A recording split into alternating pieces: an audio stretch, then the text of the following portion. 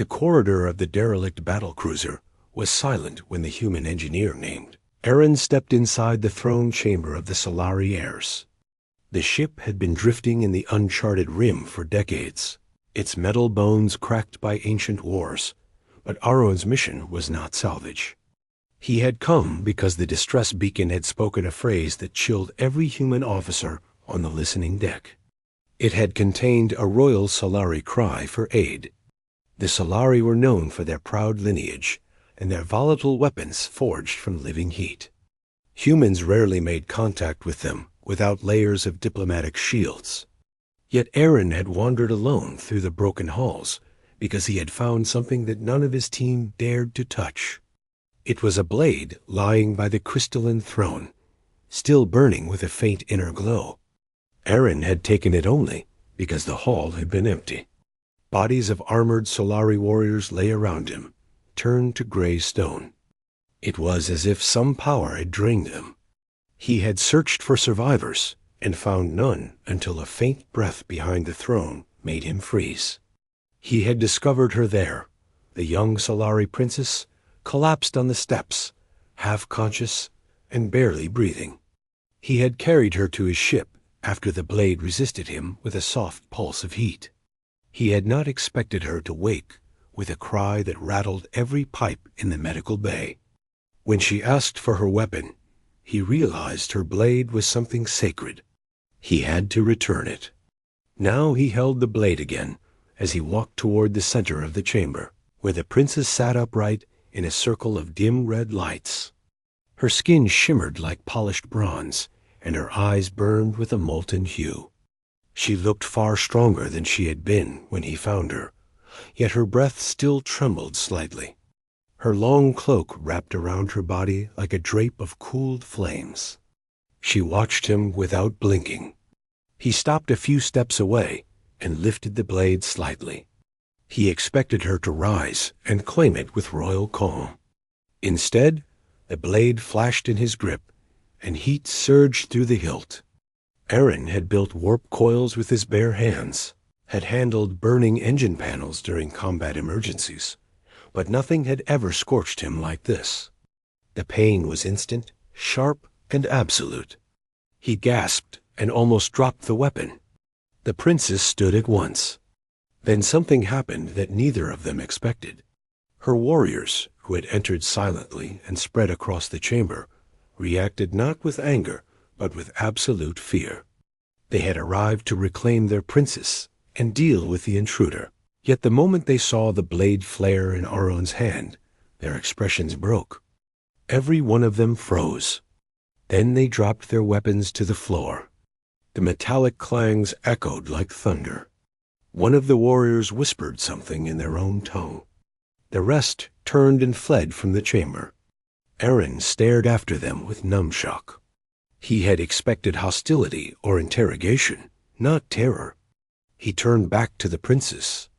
She was breathing faster now. She stepped closer to him, but her steps were cautious, almost reverent. She reached out her hand and motioned gently.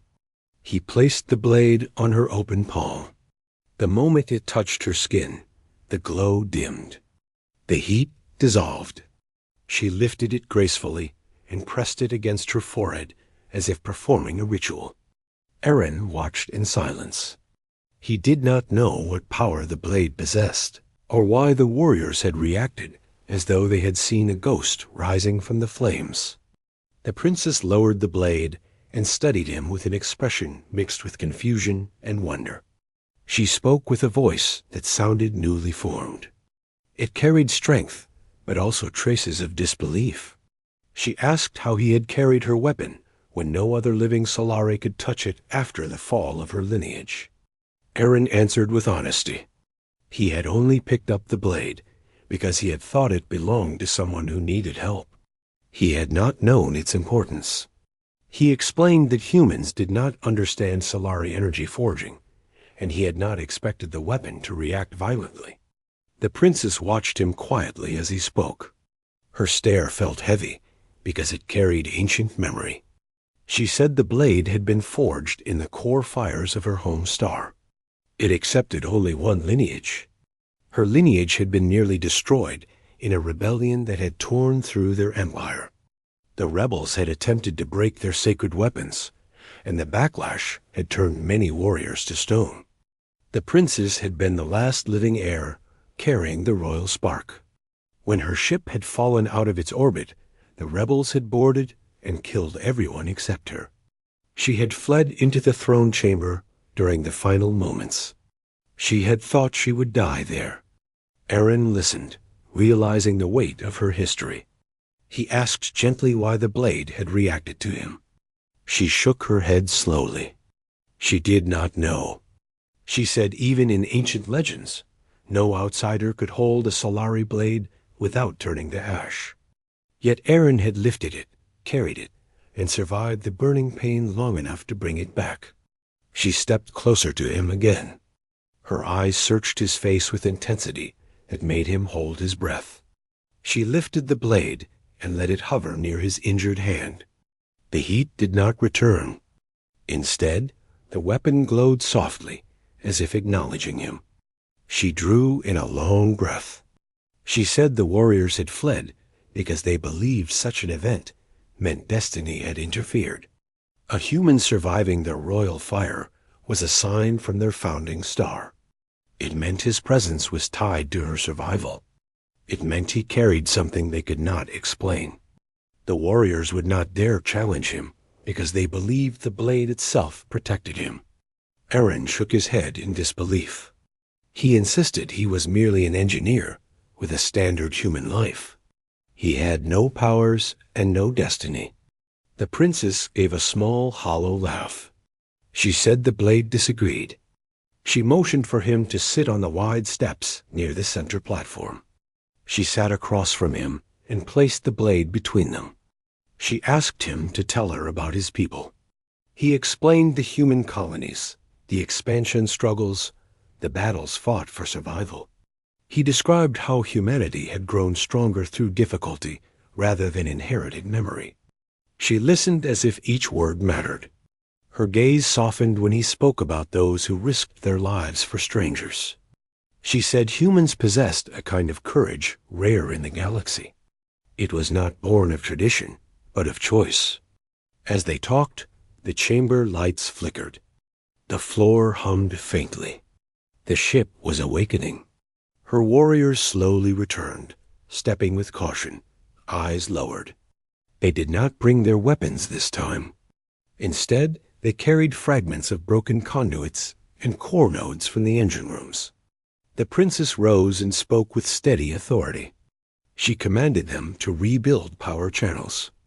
Then she turned to Eren and asked if he could help restore the cruiser. He agreed. Eren and the warriors worked through the next hours, climbing across damaged structures. At first, the warriors kept their distance, but when they saw him touch a control panel that had burned every Solari technician who tried to repair it, their fear turned to stunned respect. The energy coils responded to his adjustments. The blade's heat no longer harmed him.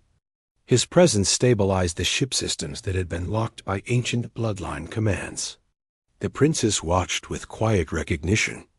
She said something rare was unfolding. They restored power to half the ship by the time the artificial dawn lighting illuminated the chamber. The warriors had begun to follow Arun's instructions. His knowledge of human engineering applied well to damaged Solari systems. He worked tirelessly. Hours later, when he paused to catch his breath, he noticed the princess studying him again. Her expression had changed from awe to something warmer and more grounded. She thanked him. She said the ship, her heritage, and her future would have been lost without him. Eren waved away the praise, saying anyone would have tried to help. But her voice held firm weight as she replied. She told him no other human would have dared enter a Solari throne chamber alone. No other species would have carried a royal blade without fear. No other outsider could have saved a dying heir by sheer courage instead of prophecy or expectation. As the days passed, the ship transformed. Energy returned to the walls. The warriors regained strength and discipline. They no longer looked at Eren with fear, but with deep respect. They began offering him food portions ahead of themselves, which startled him. The princess explained it was a gesture reserved for those marked by the fire. Eren felt embarrassed, but honored. One evening, after the engines had been restored enough for partial flight, the princess approached Eren near the observation deck. The stars stretched like rivers of silver beyond the transparent barrier. She held her blade loosely at her side, its glow dim and calm. She stood in silence beside him. After a long moment, she told him she had decided their next course. They would return to her home world to reclaim the throne from the rebels who had shattered her empire. Eren asked where he fit into that plan. She answered without hesitation. She said the blade had accepted him. Her warriors had accepted him.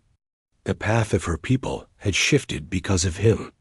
She wanted him beside her not as a servant or a guardian, but as someone who had already shaped the future of her lineage. Eren hesitated. He said he was not a warrior or a leader. He was only good with machines. She gave a faint smile and reminded him that sometimes the smallest action could turn the tide of a civilization. She pointed out that when he had picked up her blade, he had changed the destiny of an entire empire by choosing compassion over caution. He looked at the burning stars and